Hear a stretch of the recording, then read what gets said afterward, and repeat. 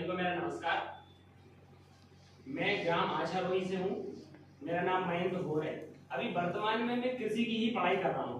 आपने कॉलेज भी देखा हुआ, आर्य कृषि महाविद्यालय इंदौर नाका पे, जहाँ अभी मेरा द्वितीय वर्ष चल रहा है। इसमें चौथा सेमेस्टर चल रहा है।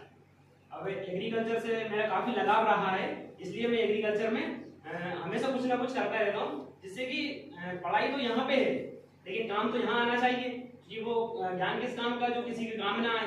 तो इसलिए मैं हमेशा कुछ ना कुछ करता रहता हूँ। जिससे मैंने 2022 में मेरा खुद का पोल्ट्री फार्म भी चालू किया, कड़कनाथ और अपना देसी का। उसे कंटिन्यूसली अभी भी चला रहा है, लेकिन मेरा उसे बढ़ाने का मन नहीं है, इसलिए वो स्थिर रख के रखा है। साथ साथ पशुपालन मेरे पिताजी करते ही हैं।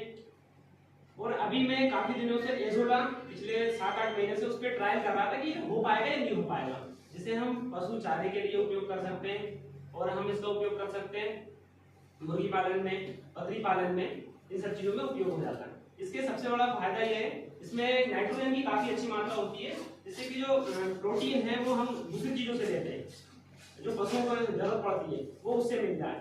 और इससे रोग प्रतिरोधक क्षमता में भी काफी वृद्धि होती है पशुओं के। और साथ साथ इसका उपयोग धान की खेती में भी कर सकते हैं। जो भी किसान धान की खेती करते हैं उसमें पानी तो भरा रहता है, तो उसे पानी की जरूरत होती है लगभग 6 इंच के आसपास।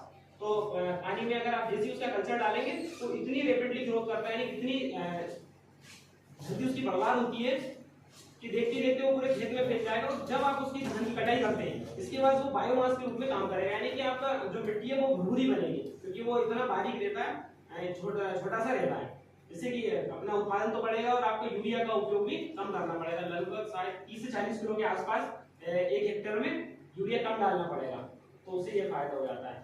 बाकी मैं आपको एक बात बताता हूँ, जैसे 1 हेक्टेयर में अपन उसका एजोला का कल्चर डालते हैं, लगभग 30 से 40 किलो के आसपास यूरिया कम डालना पड़ेगा आपको, यानी कि 1 बोरी के आसपास। तो ये आपको फायदा ही है। और सबसे बड़ा फायदा है अगली फसल में, कि जैसे ही वो पूरा खेत आपने ढक जाएगा किससे, एजोला से पानी सूखने के बाद, तो आप जब बक्कर निकालते हैं उससे, बक्कर निकालेंगे तो पूरा मिल जाएगा और अगली फसल में काफी जमीन भुरभुरी रहेगी, तो जड़ों का विकास होगा अगली फसल का, तो उसका उत्पादन तो अच्छा रहना ही है। अब मैं आपको एक समस्या बताता हूँ कि आप सब लोग क्यों उपयोग नहीं कर रहे, क्योंकि मैं खेती भी कर रहा हूँ पिताजी के साथ, और साथ साथ पढ़ाई तो कर ही रहा हूँ, और जिससे कि मैं किसानों के बीच में काफी उठा बैठा हूँ, ज्यादा आता रहता हूँ, मिलते रहता है। तो समस्या कहाँ है, आप लोग के पास अनुभव बहुत है, आपके पास अनुभव है, लेकिन ज्ञान किसके पास है, आपके बच्चों के पास। तो बच्चे कहाँ हैं, बाहर है, बाहर तैयारी कर रहे हैं। अब आपने कभी भी, मैं खुद जानता हूँ कि पेरेंट्स क्या चाहते हैं, पेरेंट्स चाहते हैं कि बच्चा नौकरी करे, बढ़िया है, आपकी सोच अच्छी है, आप सबकी सोच अच्छी है, हमारे पेरेंट्स चाहते हैं नौकरी करे, लेकिन उसका युवा होने का, उसका ज्ञानी होने का, उसकी पढ़ाई लिखाई का, उसके पास कुछ पढ़ा लिखा है, उसने जाना समझा है, बाहर घर से निकला है, उसने कुछ चीजें देखी है, समझा है, उसका फायदा आप लोग नहीं उठा पाते। इसकी वजह से आपको लगता है ये हम कैसे करें, ये संभव नहीं है। हमारे घर पे, सबके घर पे हम समस्या देख रहे हैं कि हम हर चीज के लिए लाइनों में लगते हैं। क्यों लग रहा है, क्योंकि हमने कभी बच्चों से ये पूछा ही नहीं, बातचीत ही नहीं की कि हम क्या कर सकते हैं इसके अलावा। इसकी वजह से उनका मानसिक विकास भी रुकता जा रहा है, क्योंकि हम चर्चाएं खुद ही नहीं कर रहे हैं। मैं तो हमारे खुद के घर पे ये देखता हूँ, मैं उन्हें समझाता हूँ कि हम पढ़ा लिख रहे हैं, हमारा फायदा उठाओ जितना हो सके, क्योंकि हम 2-4 साल बाद नौकरी लग जाएगी तो हमें वैसे ही समय नहीं रहेगा कुछ बताने करने का। अगर हमारे फायदे तुम ही लोग नहीं उठाओगे तो कोई दूसरा कंपनी वाले उठाएंगे। भाई कंपनी वाले तो लखपति से करोड़पति, करोड़पति से अरबपति होते जा रहे हैं, कोई प्रॉब्लम नहीं है। काम हम चालू करते हैं, तुम चालू करते हो, कंपनी सब चाहते हैं पैसा आए, लेकिन हम अपने बच्चों का फायदा तो उठाएं, जिससे कि नवाचार और आपके अनुभव का आप उपयोग कर सकें। क्योंकि खेती करने के लिए, किसी काम के लिए 2 चीज की जरूरत चाहिए, कि आपके पास अनुभव है, और अगर नवाचार आ जाए, किसी को काम आता है, कोई जानता है, तो जाहिर सी बात है पैसा होता है कि तो होगी। और दूसरी समस्या है, आपको हमारे सबके बीच में अपने पास जमीन बहुत कम है, लैंड होल्डिंग 2-4 एकड़ जमीन है, जिसमें ऐसा प्रयोग भी हमें थोड़ा टफ पड़ता है। लेकिन हमें डाइवर्सिफिकेशन को बोले तो विभिन्नताएं लानी पड़ेगी। जैसे कि आपने सामने देखा है, जो किसान पशुपालन करता है और जो किसान सिर्फ गेहूं, सोयाबीन हो गया, फिर अपने धान की खेती करता है, उसमें जमीन आसमान का अंतर देखने को मिलता है। कारण क्या है, जब खेती नुकसान करती है तो पशुपालन फायदा देता ही देता है, और जब पशुपालन कभी कभी नुकसान नहीं आ जाता, बहुत सारी बीमारियां आ जाती है, तो खेती फायदा देती है। क्योंकि दोनों का एक साथ तो आपने कभी नुकसान या फायदा नहीं देखा होगा।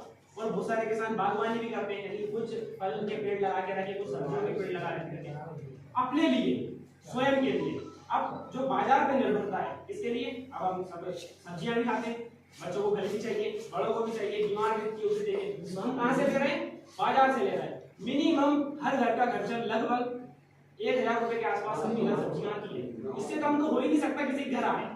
और आप सब किसान हैं, मेरे को जहाँ तक उम्मीद है 90% किसान घर पे ना तो सब्जी उगा रहे हैं, ना फल उगा रहे हैं, सब चीज बाजार में मिल रहा है। इसका नुकसान क्या हुआ?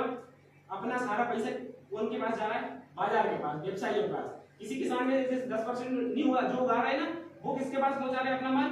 व्यवसायी के पास, यानी कि जो व्यापार कर रहा है। अब जो व्यापार कर रहा है वो तो फिर पैसे कमा रहा है। किससे कमाए? एक तो बेचने वाले से कमीशन, फिर दूसरे को दिया, दूसरे व्यापारी बोले तो नीचे कमीशन एजेंट को, तो उससे भी पैसा कमा रहा है, तो उसके पास भरपूर पैसे जा रहा है। नुकसान कहाँ हो रहा है? जो किसान उगा रहा है और जो किसान नहीं उगा रहा है। तो आप उगाएंगे तो आपका फायदा ही है। और एक बार और आप जानते हैं कितना केमिकल का उपयोग कर रहे हैं, वो एक अलग ही कहानी है। उसको सही बनाने के लिए भी उपयोग कर रहे हैं, जैसे कि वो हरा बना रहे हैं या फिर उसमें बहुत सारी चीजें डाल रहे हैं, ये अपने स्वास्थ्य के लिए भी बहुत हानिकारक है। और कहते भी हैं अपने इधर, तो पहला सुख निरोगी काया, दूसरा सुख जेब में हो माया। तो अपनी काया सुख रहेगी तब तो आगे करेंगे, नहीं तो माया का क्या करेंगे? मैं तो हॉस्पिटल में जाते जाते रहता हूँ, जब भी मेरा कभी माइंड डिस्टर्ब हो जाता है, सभी का होता है, एक बार हॉस्पिटल में जाते ना पूरा ये तो अपन से है। तो इसलिए अपने को ध्यान रखना चाहिए अपने स्वास्थ्य का। और एक और चीज देखने को आपने मिली होगी कि आजकल के लोग घी नहीं खा रहे, दूध सारा डेयरी पे जा रहा है। इसका नुकसान शायद आपको पता नहीं है। तेल कितना चिकना होता है, तो बच्चों की बुद्धि भी चिकनी होती जा रही है। भाई घी खाए तो घी खुरदुरा होता है, तो दिमाग बढ़े, कुछ चीजें आए तो ताकत आए। डेयरी का घी खिला रहे हैं बच्चों को भी, आप सब भी खा रहे हैं, जहाँ तक मुझे पता है। बड़ी मुश्किल से मेरे घर वालों ने बंद किया डेयरी का घी खाना, क्योंकि मैंने उन्हें समझाया कि इससे नुकसान हो रहा है, आपको कितना सारा नुकसान हो रहा है। ये सब चीजें करेंगे तो आपका फायदा होगा। पर मेरा निजी मानना ऐसा है, ये मेरे निजी विचार, लेकिन मैंने देखा है अगर आप अपने बच्चों का जो बुद्धि है, नवाचार है, उन्हें जो चीजें आती है उनका सम्मान नहीं करेंगे और साथ साथ उन चीजों का उपयोग नहीं करेंगे, तो शायद संघर्ष करेंगे। आज आप कर रहे हैं तो वही आदत किसमें डलेगी?